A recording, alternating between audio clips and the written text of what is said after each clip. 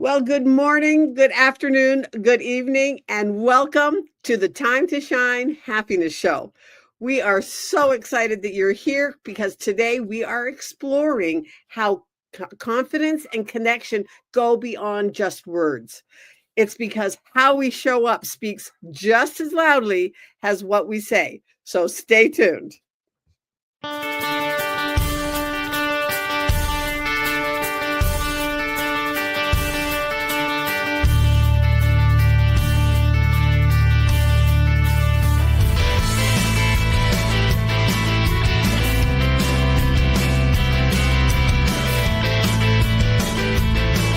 No, I feel that. Nor do I want to learn it. Sometimes because I put up stuff which I kind of test in the wilderness. I don't know if I was the best one to teach them that. However, and although it was a really that when you said, I was like, throwing the baby out with the bathwater. I do know where that. So for me, rather than doing something half-heartedly or like just half.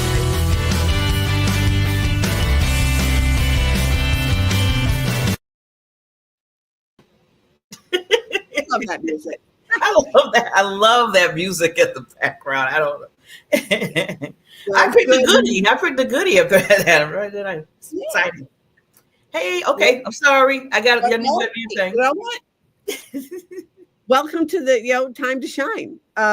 We are here at Time to Shine. We are all about igniting inspiration, spreading joy, helping you, our audience, tap into what truly lights you up.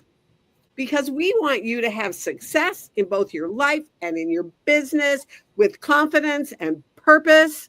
And, I'm one of your hosts. I'm Barbara Ellison. I am a life transition mentor, and I work with late career professionals to take them from being burnt out and unhappy to living their best life, and through what I call mind-body architecture. And I use world-class cellular nutrition to help them physically do that. So excited to be here, but couldn't do the show without my fabulous co-host and producer and head of the network. Let's just brag on Miss Barbara J. Beckley, head of the network.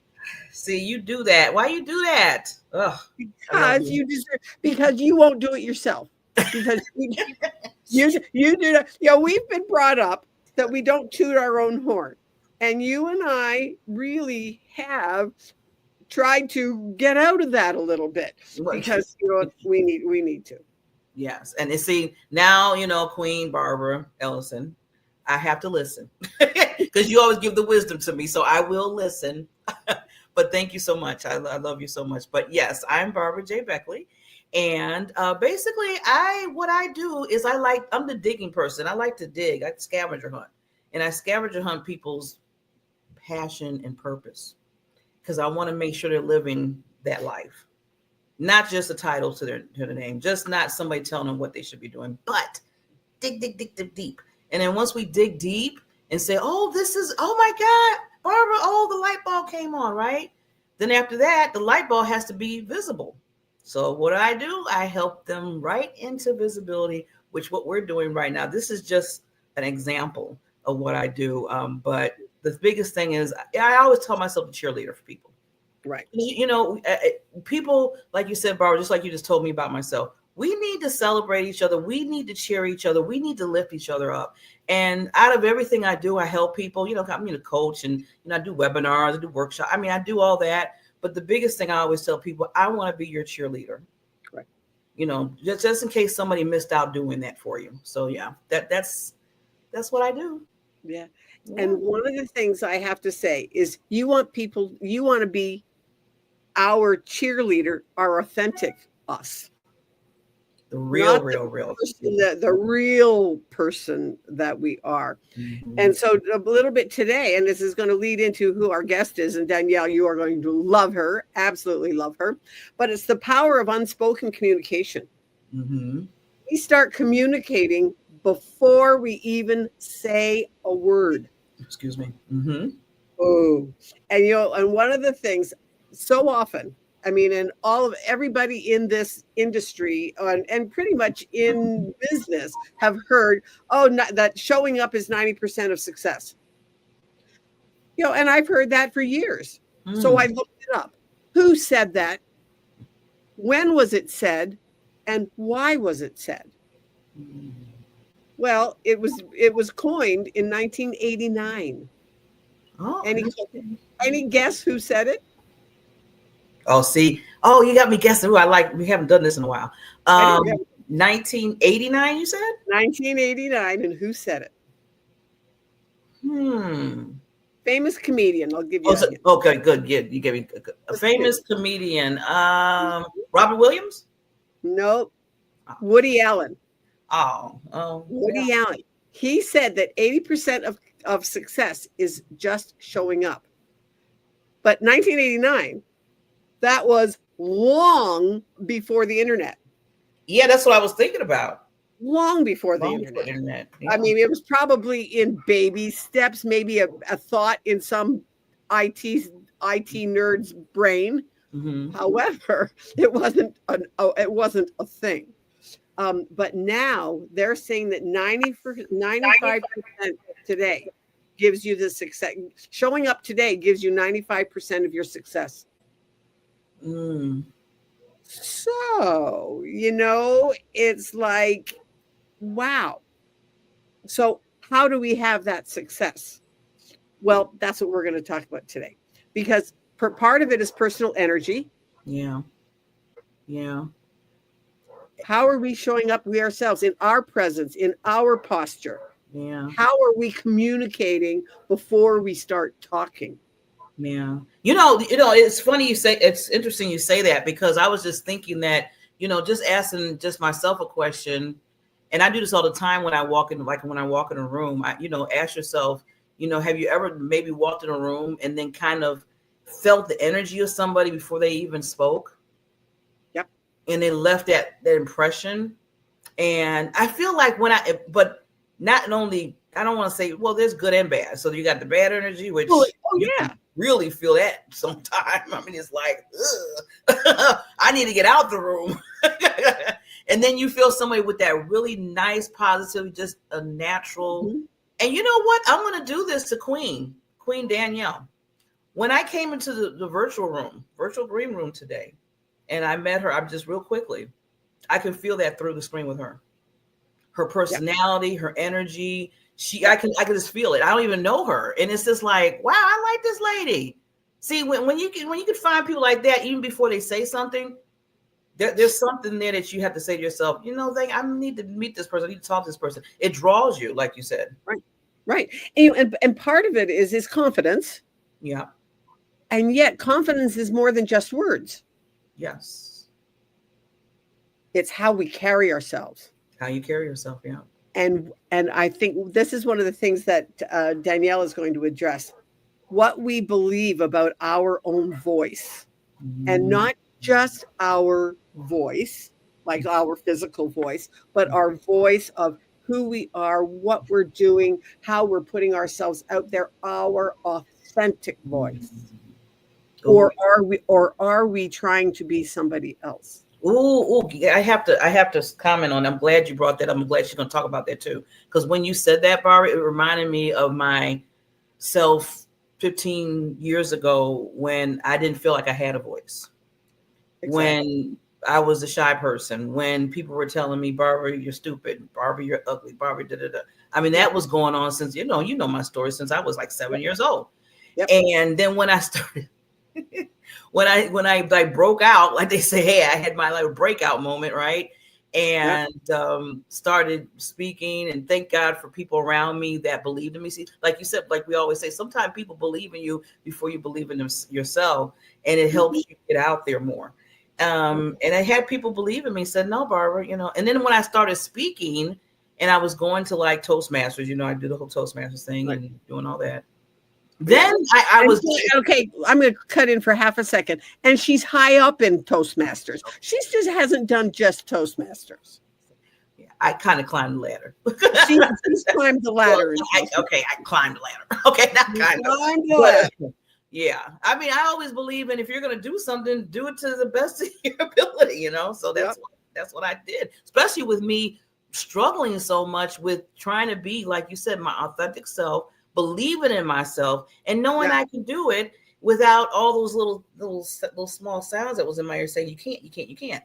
So I get to the level now where I feel comfortable in myself. I feel confident. Then I have people in my ear telling me, well, you laugh too much, or you're too, or you need to tone it down. You're kind of loud sometimes. I said, you know what? It took me all this time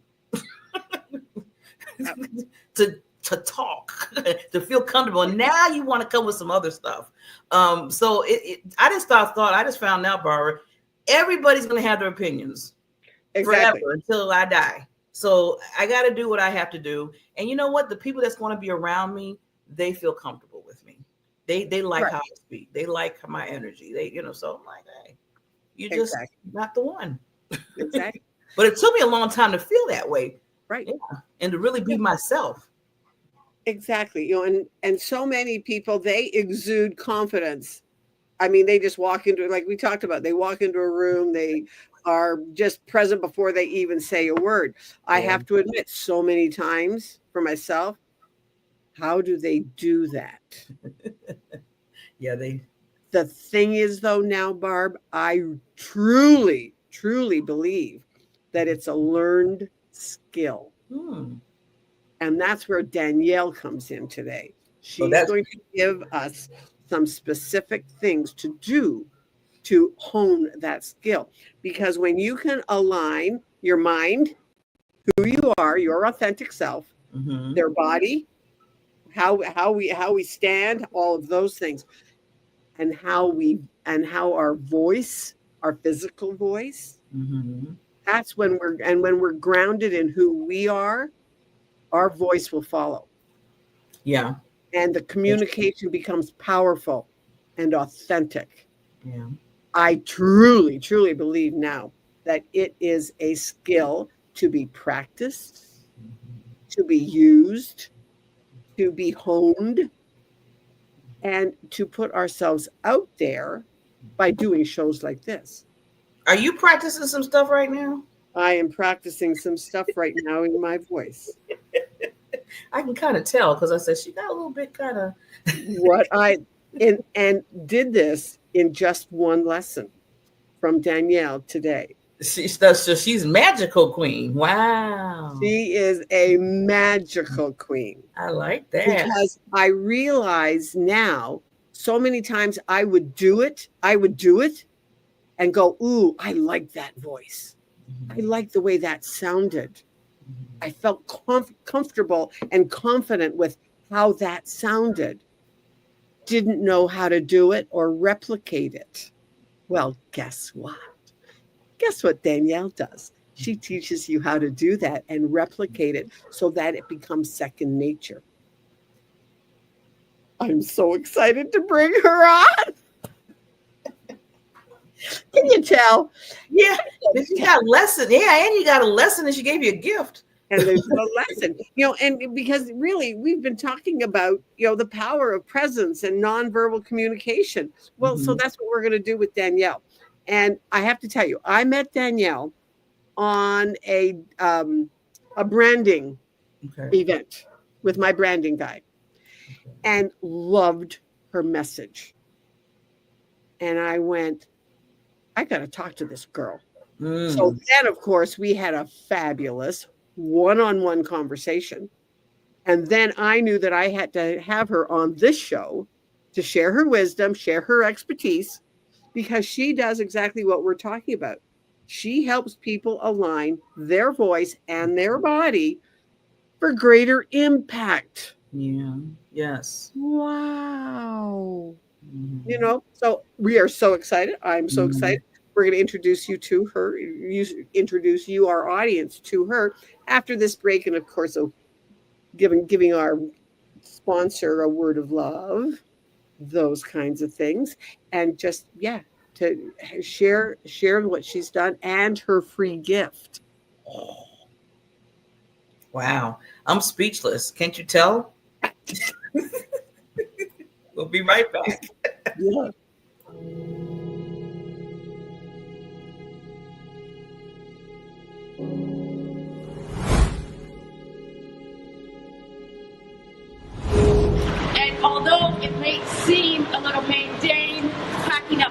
business and, being on the assembly line, what we're really doing is putting in hundreds of hours into the people on the streets who need us. And they need us in a way that none of us will ever understand. And for the last couple of weeks, I've been on the grounds every day. They know we're coming today, they know we're coming tomorrow, and they look forward to seeing us because we're the one little bit of hope that they have a warm meal in their bellies and to know that somebody in the world is actually caring for them and loving them. And without people like you showing up today to give your time, your energy, and your spirit, none of this is possible. So I want to really say thank you to everyone, because what we're doing here today may seem small, but it's actually really, really big, and it's impacting hundreds and thousands of families. So I thank you, I love you, I look forward to doing this with you today.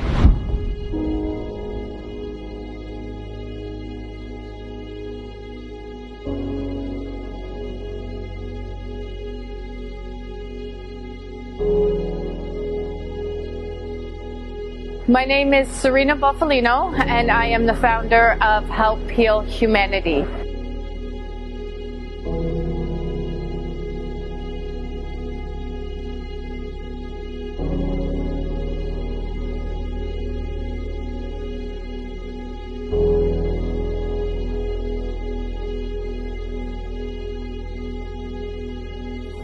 Help Heal Humanity is a charity that is focused on unconditional giving, love, and support to some of the most vulnerable communities in the world.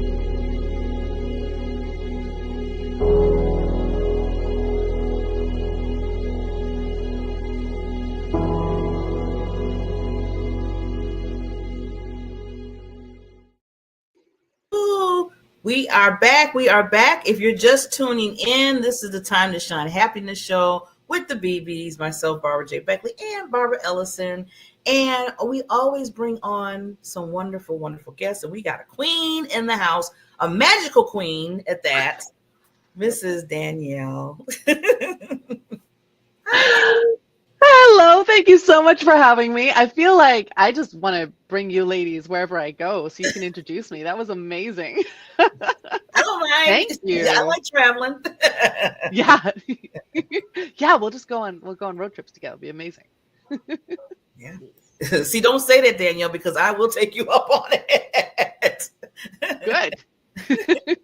Love it. Yes.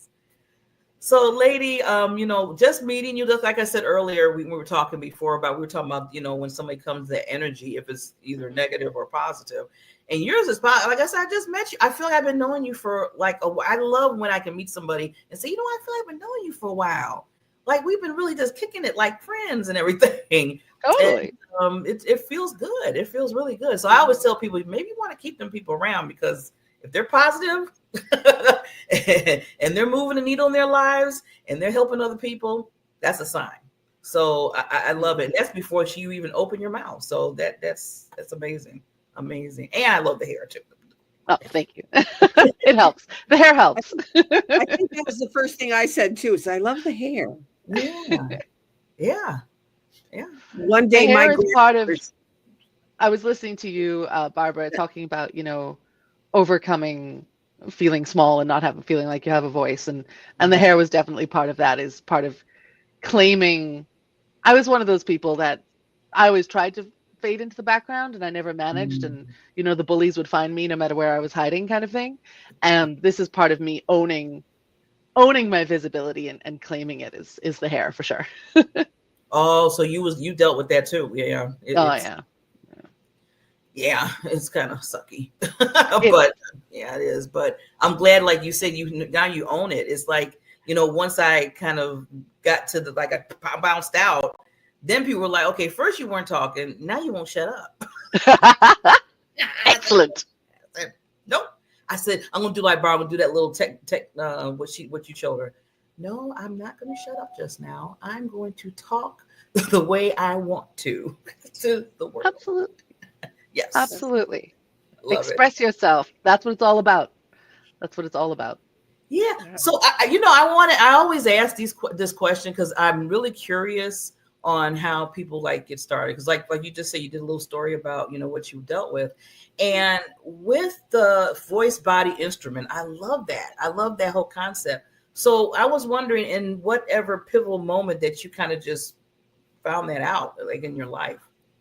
Oh, it was definitely a process. So I trained as a classical theater actor for most of my life. So when I was very young, I fell in love with the theater very young. Like we're talking like 4 or 5. And so that was my focus, that was my obsession. That's all I did for about 20 years. From about 6 to 26. That's all I could think about.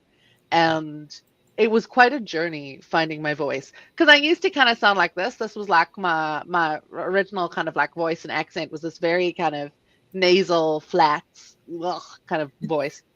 And I went through different stages of learning about vocal technique, but it was when I came across the work, only when I was doing my master's in acting in London, I came across the work of a lady named Kristin Linklater, who brought voice from the UK to North America in around about the 60s.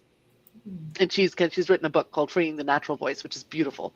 And I realized that, I was a really neurotic actor. I was really in my head. I hated myself. I had all the self-loathing thoughts and looping and all that stuff. And her work was all about getting back in touch with yourself. And yes, it was vocal technique, but it was so much about reconnecting to who you are and your authentic expression, and figuring out.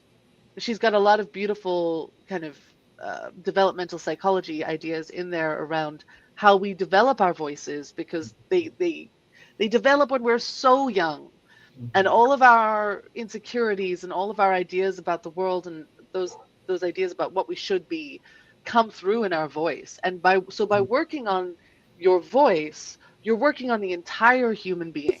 Everything that's going on in your physical body, everything that's going on in your mind and your emotions, it comes out through your voice. Your voice is the expression of that. And so it's a way of connecting with yourself and figuring out what's getting in your way. And it's just this really beautiful, holistic way of looking at something.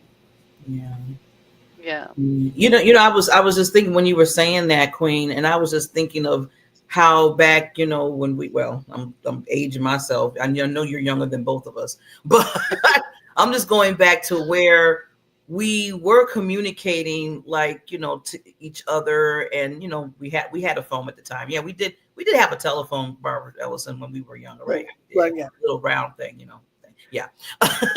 We had a party line, though. Yeah, we had a party line. And that's good. I'm glad you brought that in, because that's communication. And then it seemed like since now we're back, nowadays, like in the 2000 year, with technology and, texting and all that, I feel like that's being lost, because so many people, so easy just to text. I mean, in some cases, and I'm talking about my wonderful youngies. I call them the youngies, 25 and under and all that stuff. Because I have godchildren, and they're both in their 20s. Well, one's in their 30s, and she has children. And I'm like, can you just call me, and she tells me, no, we're talking now, Barbara. She'll be texting, I'm talking now. What do you want? I was like, I need you to call. I want to hear your voice. I want to hear your voice. And she said, okay. And what she do? She records her voice and sends it to me. I'm like, I said, maybe I should have asked. No, I don't want a recording of your. See, I had to be. I don't you gotta be very specific. I had to be really specific. I said, I don't want a recording of your voice. I want the real voice, like you tapping your cell phone, and you're dialing my number, and I say hello, and then you say hello back. Yeah, it's a big ask for the younger generation, and and I'm not part of the younger generation, but I feel it as well. I hate talking on the phone. I love this. Talking on Zoom, on camera, I like Zoom because it's like being in person. I hate talking on the phone. It's a disembodied voice. I can't concentrate. I can't multitask. I can't do anything else. But I'm also not fully present with the person. I feel like talking on the phone is it's almost the worst of both worlds for me. And I feel there's a big shift in the way we do communication for sure.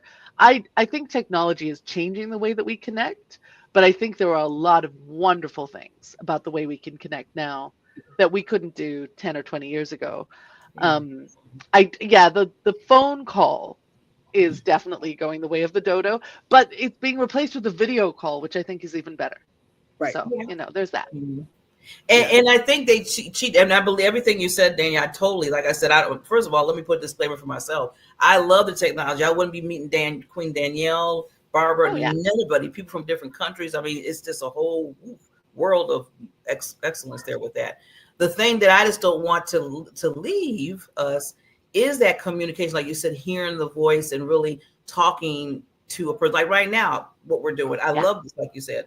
But some people will escape from that and won't work on, let's just say they won't work on their voice body instrument sometimes, because some people get a little lazy on working on themselves and they start just using other things. So I always say, you still have, even though we got all the technology in the world, still, like you said, Daniel, I love what you said about your voice, because your voice body is an instrument.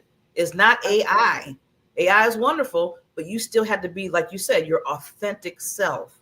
Yeah. And I don't want people losing that because everything else we have, I don't think we will. I think it's going to become a differentiation factor. I think this authentic expression, because we've got AI for so many things, this is going to be part of our genius. This is going to be part of the thing that you can't manufacture. Yes, you can get a replica of someone's voice, but it's never going to be the same. Authentic human expression and candid speech, spontaneous speech like we're doing now, not rehearsed speech. That sounds very different unless you're really good at it. But, this authentic, spontaneous speech, it sounds a certain way, and that's impossible. There's so much chaos in it. It's impossible to replicate. And that's part of why it's so engaging, because it is chaotic and it's hard to predict. And that's why we hook into it. And that's why that's part of presence, and you were talking about confidence earlier. And I think those people, that their energy that you can feel, and when you really feel connected with them, I'm not so sure. Like, confidence, I think, is about being comfortable in your skin. But I think that feeling of really connecting with someone, I think that just comes from presence. But presence is a multi-layered thing. It's not just attention. Presence is a full body experience. It's not just your brain. It's your body. It's your breath. It's your attention. It's everything. And when we are fully alive and fully present, I think that makes a huge difference. And you can feel it. You can feel it through the camera. Absolutely. Yeah. Right. Yeah. One of the things that I've really committed to doing is watching TED Talks. And right now I have been watching TED Talks on developing listening skills and like the art of communication. Well, the one I watched today, and I'm sorry, but I'm not sorry. I love it. The fact that some of these, they are hysterical. They are like a comedy show because they are so true. Today, he was talking about when he was learning listening skills through taking improv classes. It was wonderful.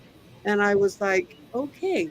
He said, because you never know what the other person is going to say, but you both have to be totally present and totally open and with no set bias of what you're going to say back.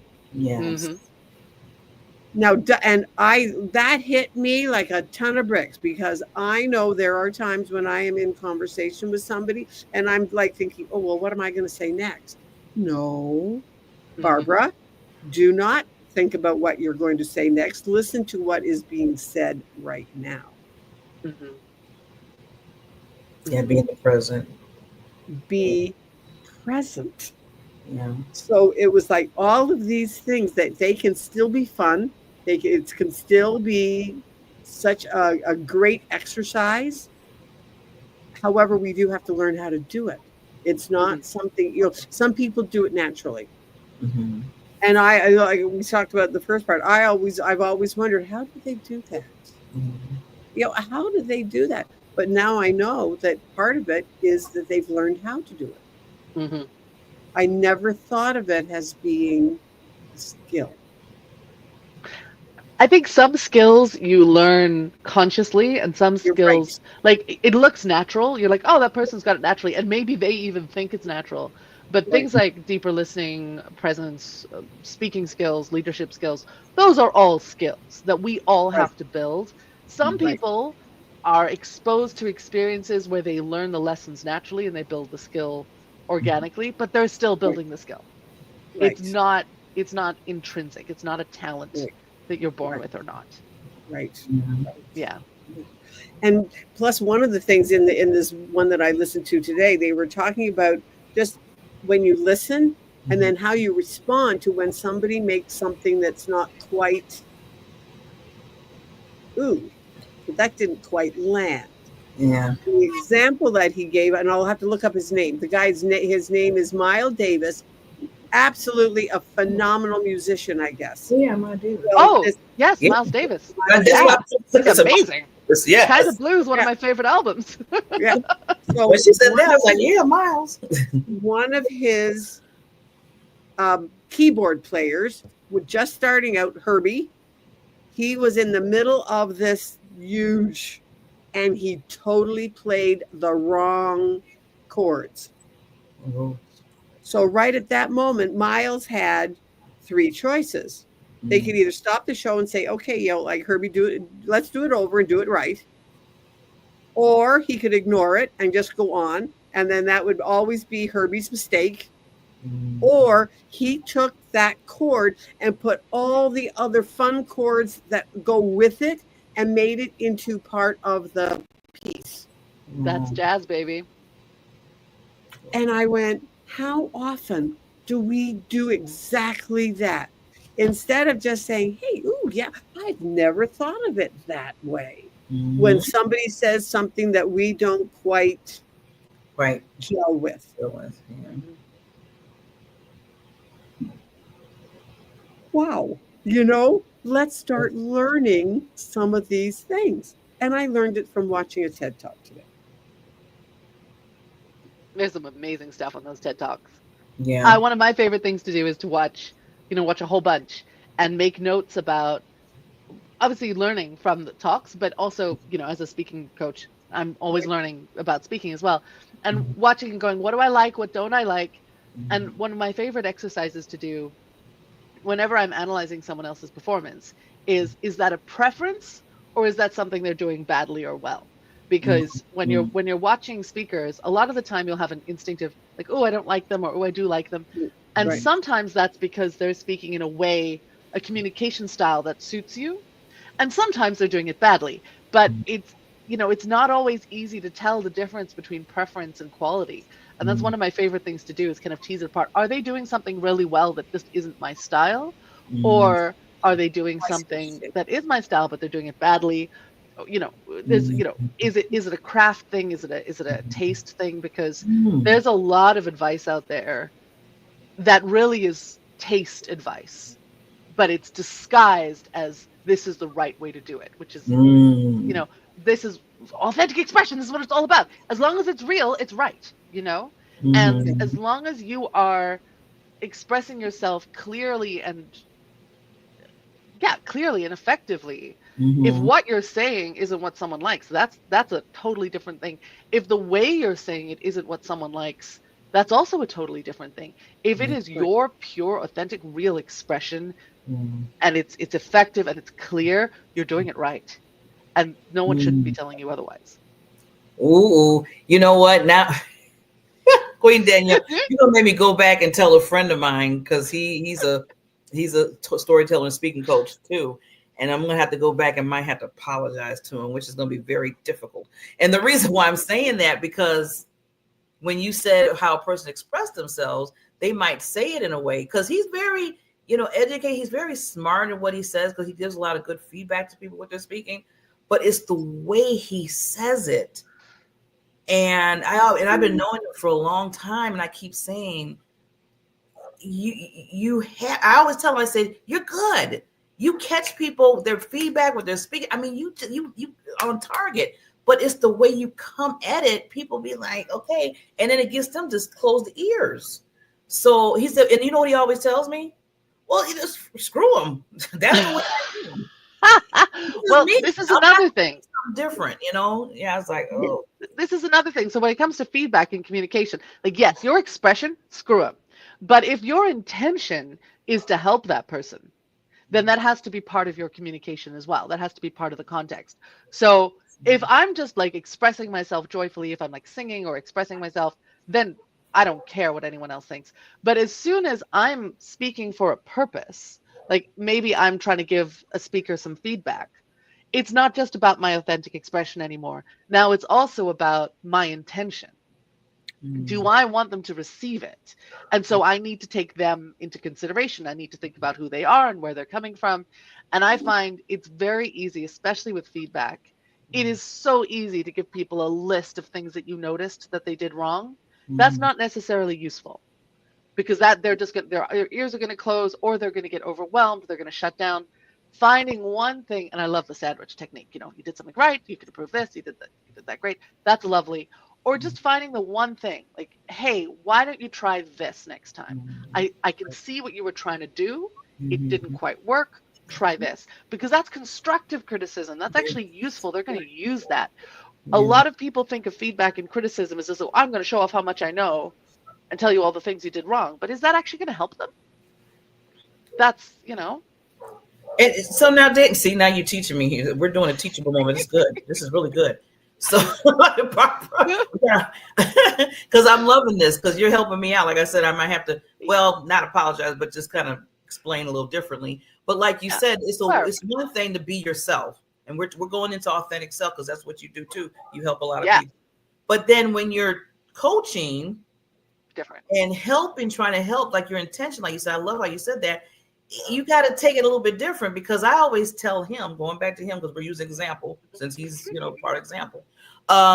He tells everybody what's wrong. I used to say, you just tell everybody what's boom, boom, boom. Even myself, because he tried to coach me too. And I was like, did I do anything right? Did I say, one time I said, did I say my name right? Did I even say my name right when I spoke? I mean, he said, well, you did leave the J out, Barbara J. Beckley. I said, really? And he said, Barbara, I don't have time. People know what they did right. We need to get to what they're doing incorrectly and have that fixed. That's what he tells me. He says, so I'm not going to sit here and waste the time saying, oh, you did this and your tone was good and everything. No, I'm going to say, you know what? Your structure of your thing was all off. I didn't know where you were going. I didn't know what road you were taking me on. I was lost in your speech. He'll say just like that. And then people be like, I can just see people going to themselves like, yeah.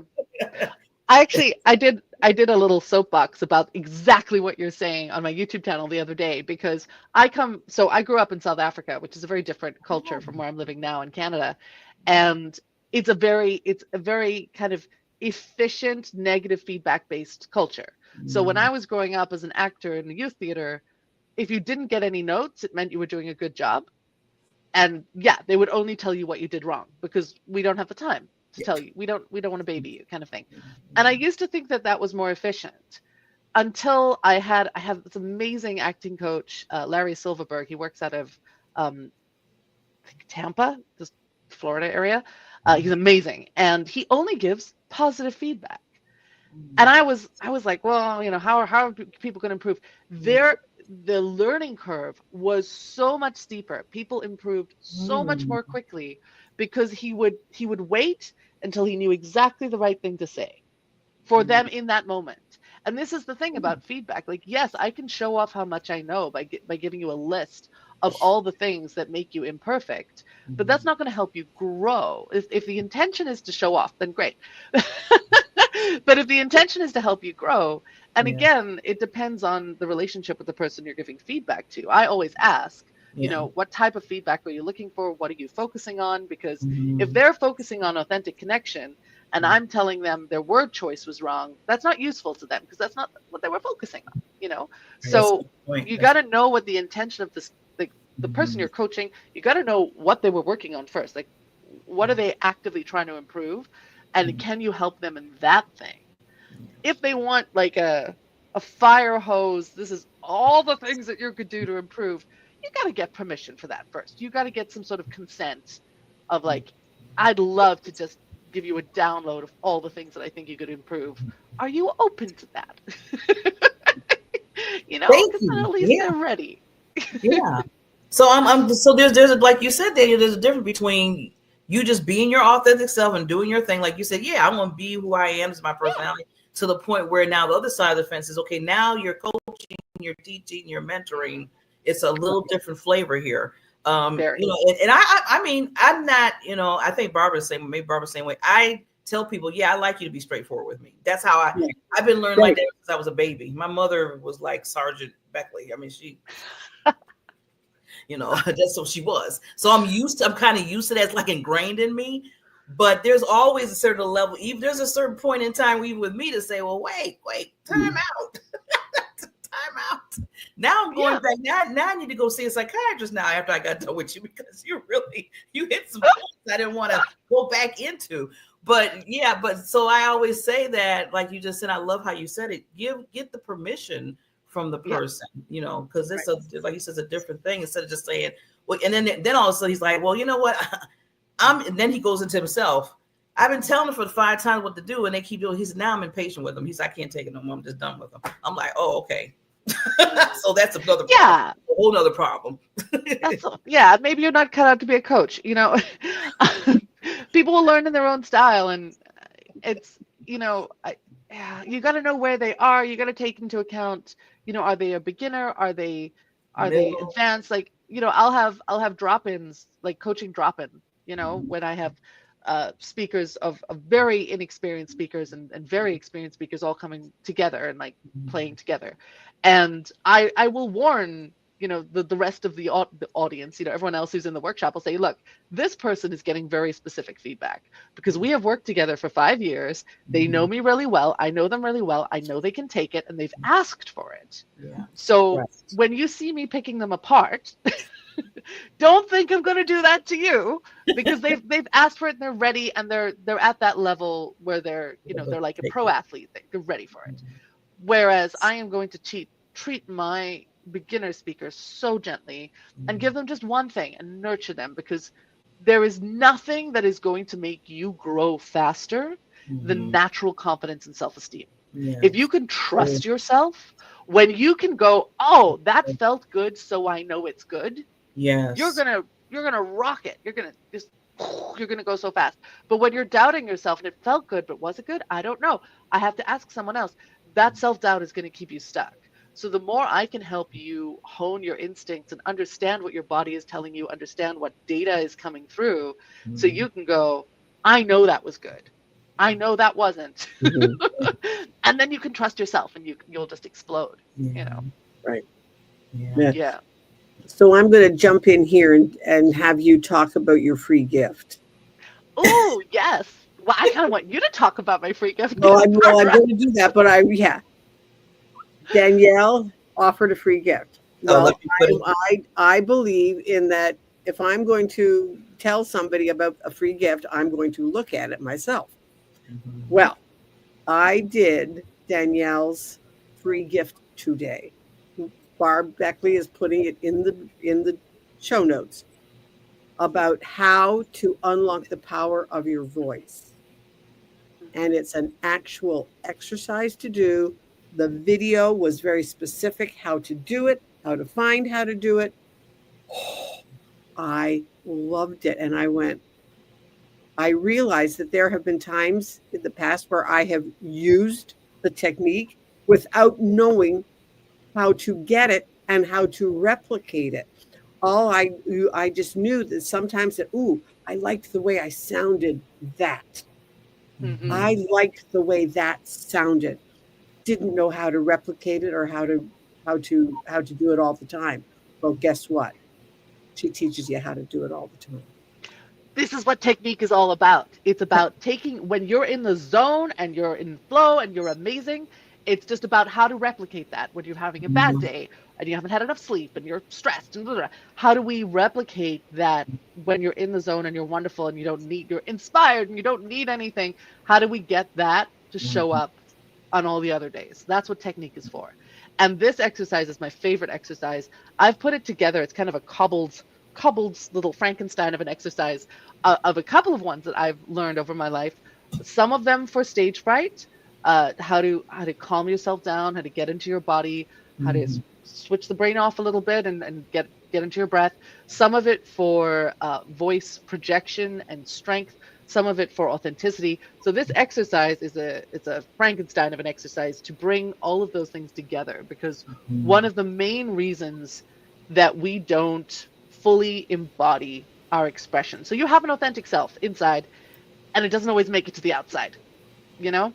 And a lot of the time, the reason for that when we're looking at vocal technique and vocal patterns is that your breath and your voice and your body aren't connected. And so this exercise is about bringing all of those together so that you can start operating all on the same wavelength, you know, so you're not thinking one thing and saying one thing and doing something else, but everything is all happening together. And so you are a full expression of what's going on internally. It was so inspiring. And I went, and like sometimes I've come away from free gifts and free offers and all that kind of going, yeah, that's really nice for them, but there's no way I could do it. You know, there's that. There have been those kinds of things. Oh, yeah, no, I wouldn't do that. I came away with, wow, I need to practice this. And I noticed it right away. And Barb noticed it, that you're doing something with your voice. Yeah, I was like, okay, that's a little bit different. It's a little bit different. And for me, it feels good. But how to get it? And now, I mean, do you want to, Danielle? I'm going to leave this up to you. Of like how you find what are they called? Your floating ribs or your spare ribs? Your spare ribs. Well, you're making me hungry. Yeah. Why I said I want some ribs? Your floating ribs have got your back. It's a cool biology thing, because we think of breathing as, you know, a lot of people breathe into their upper shoulders, to be honest. Like a lot of people do this kind of panic, shallow breath. And most people are walking around doing panic breath without even knowing they're doing it, because when you don't need a lot of breath, you don't really notice. And so as soon as they need more breath, it goes into this hyperventilation thing. So, you know, your lungs live in your ribcage, we know this, but your breathing system is a lot more complicated than just your lungs. You know, there's a whole, it's a system. There's a whole bunch of bits that work together, and they all work together to create your voice. And so your floating ribs are the ribs in the rib case, but they're the ones that aren't attached at the sternum. So the very bottom of your rib case, your lower back, they're only attached at the spine. They're not attached to the front. So they have a lot of movement. And the reason that's important is because your rib case is great for strong breath. You know, there's those intercostal muscles. They're really, really strong. They lift your ribs, but your ribs don't move very much because they're attached at the front and the back. So they can only do this. You know, it's a very strong breath, but it's not a very full capacity breath. And your diaphragm, which you're always using your diaphragm when you breathe, but your diaphragm can only contract fully if your belly and your pelvic floor are relaxed. Now, having a relaxed belly and a relaxed pelvic floor when you're in a stressful situation, not always possible. You know, just tell your body to relax is like, relax. Like, you know, it's not an easy thing to do. So these floating ribs are magic because they have the elasticity and the capacity of the lower breath with the diaphragm into the belly and the pelvic floor, but they have the strength of the rib case. And so you've got this kind of magic bridge that you can really take advantage of in your floating ribs that you can access even when you're under stress. So it's this beautiful way of kind of bringing the different parts of the breath. I go into a lot more detail in the video, but different breath areas are used for different things. And so those floating ribs but they're also your powerhouse. You know, if you want to be heard, if you want to take the stress off of your throat, if you lose your voice often, if you feel vocal fatigue, bringing the energy, the work away from your throat and into your floating ribs, it's a much more sustainable way of speaking. It's more joyful. It feels better. Speaking should feel good, you know? And so it feels better. It feels good. And it's much healthier for you as well. And you get better response. from others. I'm definitely gonna have to see the video. Yeah, because I need those floating ribs. Yeah, they got your back. Yeah, when you said I was like, all of a sudden I felt like I needed to get, because I felt slooped, and I was like, okay, Posture is a big part of it. Speaking is a full body activity. Even when we're sitting here at our Zoom cameras, speaking is still a full body activity. And if you are speaking with, if your voice body instrument is warmed up and you know how to use it, you can feel your voice in your toes, and you should be able to consistently feel your voice, the vibrations of your voice in your entire body. It's a whole body activity. It feels. Yeah. I was like, good. Who needs drugs? I have voice exercises. That's what I'm about to say. Who needs? That's true. Wow. Yeah. I loved it. And I went, oh, yay. I'm going to listen to this video every day and do the exercise. Yay. And once you understand the exercise, it takes less than 5 minutes. Watching the video and getting the how it works takes a little while, but once you're doing it consistently, it takes less than 5 minutes a day.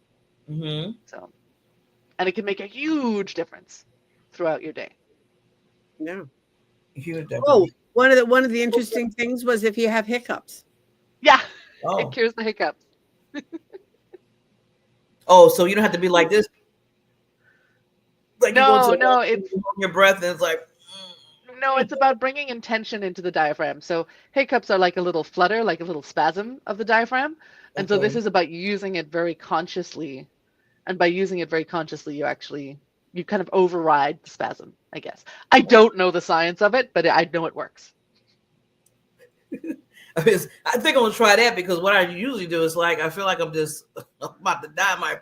Holding my breath like, yeah. I was like, and then all there's a hiccup. I'm like, okay, that didn't do anything. That just made things worse. I'm still got the hiccups. So see, it does two things: help you with your tone and everything, and cure the absolutely. Hiccups. I like that. Yeah.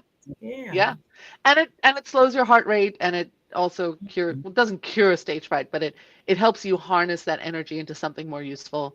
It's one of those exercises where if you only do one, do this one, because it has so many different elements to it. It's magic. See, I can't now, after we get done, I can't wait to go to this free gift so I can see what it's all about. Especially, I'm just a little jealous because Barbara got a chance to get into it. Now she's practicing through this whole interview. Really, Barbara? Exactly. I'm not. No, not exactly. I'm jelly.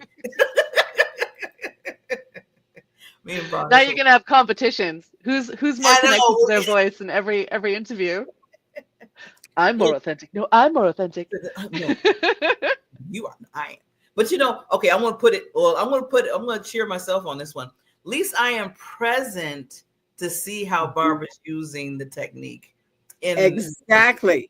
You caught it straight away. You caught it right away. Mm-hmm. Yeah. Exactly. You're a good listener. You noticed it. Yeah. So before oh my God, we got to bring you back on, Danielle. I want to ask one more question though, because we're talking about with the voice and authentic. So, and I think it's so important about being authentic, because a lot of us is not. So when you work with people, what they're speaking and everything, what kind of blockage that you see with them being so authentic, and maybe just one thing that you kind of help them with that to get out of their way, basically. It's really what it is sometimes. There are as many ways to hide from your authentic self as there are people who are doing it. But there are patterns. There are definitely patterns. And the easiest way to hide, to disconnect, is to separate your voice and your breath. Because when we're young, if you think of all the infants that you have ever experienced in your life, a 3-month-old is very expressive, right? You know when they're tired, you know when they're hungry, you know when they're happy. They're expressing with their entire being. And then you get to 5 years, 6 years old. Some of them are expressive and some of them aren't. And then you get to adults or teenagers even, and it changes completely. And the reason is that, and Kristin Linklater talks about this in her book, when we're very young and before we've developed a sense of identity, before we're even conscious about communication styles, when we are very young, we are fully expressive, and then something happens that we get punished or ridiculed for in some way. So our behavior gets modified by an outside source. Yeah. So we have a temper tantrum in the grocery store and our parent can't handle it, so they discipline us, or without explaining, like without the context, or we laugh at a funeral and we get punished, or we laugh in a funny way and we get made fun of. There are so many different things that can happen, but some outside data suppresses an authentic expression. And we learn that it's not safe to be transparent.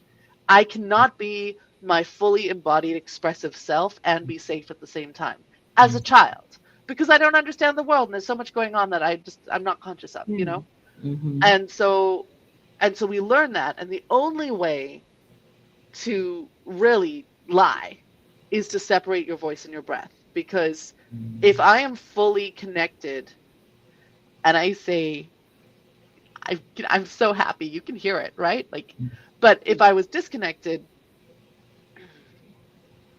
I'm so happy, I'm smiling, everything, but you're not getting it, right? Because the voice and the breath and the body have separated. And so we need to bring that back. Now that we're adults, we know what's going on, and we can choose if we want to have a temper tantrum in the grocery store or not. We have choice now. And so bringing that back, getting that relationship going again, that is the most common way that people disengage. And it's frustrating because they'll tell the truth technically. We have people who really want to express themselves and they're trying, but because they don't understand the physical process of it, they get misunderstood, or they don't feel seen, or they don't feel heard. And that's a big part of it.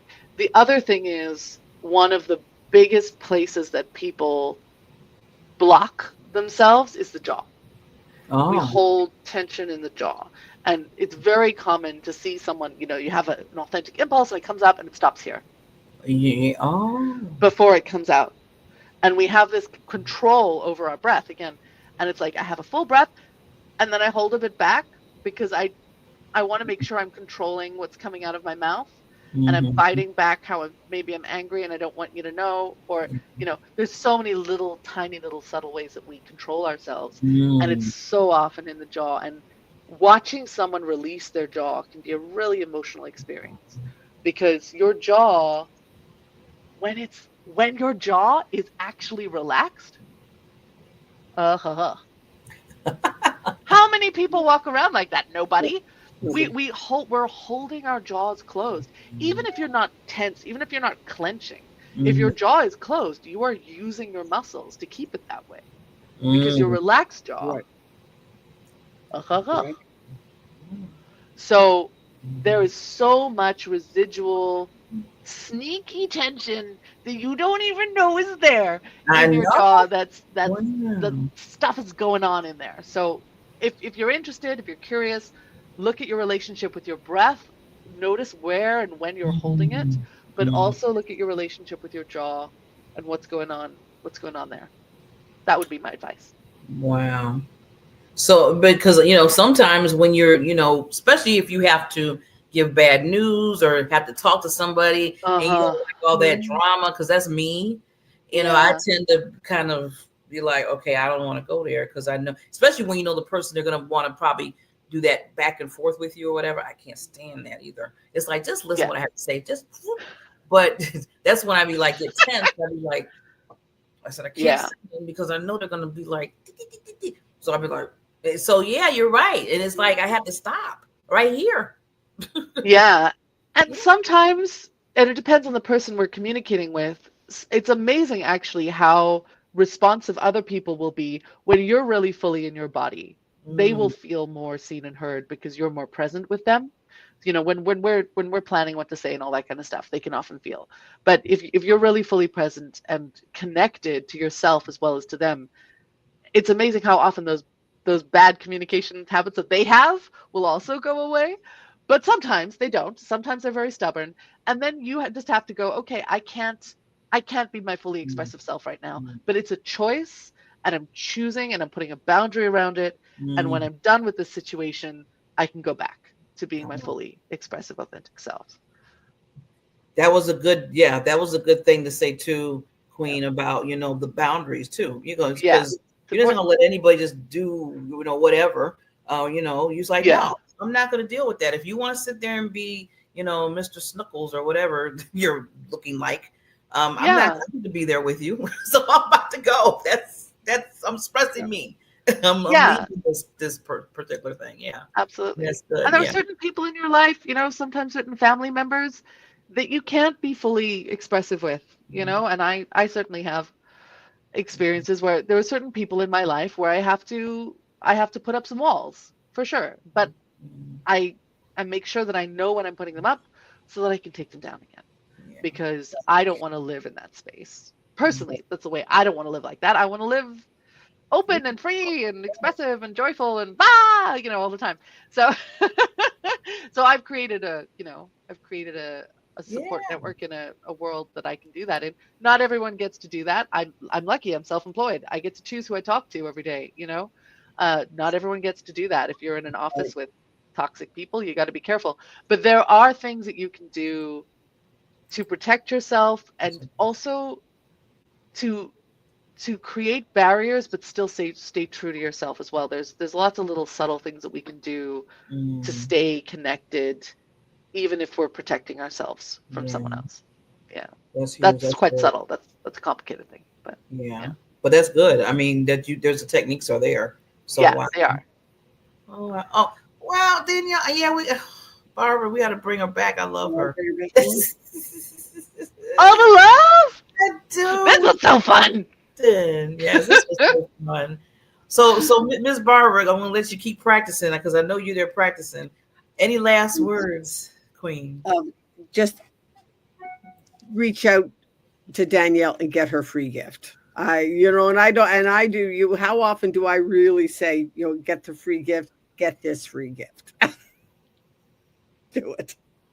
And the thing is, if you want to improve how you sound, and that's one of the, for me, it's a growth thing. I want to sound more, just professional and polished and yet fun. So yeah. But one thing I want to throw in there, and hopefully Danielle don't get mad at me with all that training that you're saying and stuff. But the other thing that I want people to remember too is have your own personality too with all that you're doing. Be 100%. Yes. Always. Yes. And that's what the training should be for. And this is where I get really angry, because training is not making about a homogenous group of people all the same. The technique is designed to allow you to be your authentic self and to shine in your way with your personality. Rules are there to be broken. You need to understand how the instrument works so that you can play your unique music that no one else can play. Yeah. And sometimes you break the rule on how to play it, but you know what you're doing, and you're not hurting yourself, because you don't want to hurt yourself. Exactly. But Love it. Yeah. So Danielle, this was a blast. So Danielle, yes. Oh, this was awesome. So everybody, please reach out to Miss Queen Danielle, the Magic Queen Danielle, as I said. You will wonderfully help yourself with just your authentic self and just knowing in your own body and how to express yourself, because that's what we talk about all the time, expressing who you truly are, because you're special. You have gifts. Yeah. So you need to express those gifts. Exactly. With that said, we will see you at the next Time to Shine show. Everybody. Bye, everybody. Well, goodbye, everybody, and thank you so much for listening to the Time to Shine Happiness Show. I'm your host, Barbara Ellison, and I look forward to seeing you next time, where we will have a great guest talking about making happiness the norm rather than the exception. Because we believe that each and every one of us deserves to lead a happy, healthy, debt-free, abundant life, whatever that means to you. So join us again. And please, to get reminded, hit the subscribe button or the like button wherever you're listening to us. And we will see you next time. Have a great week. Bye, everybody.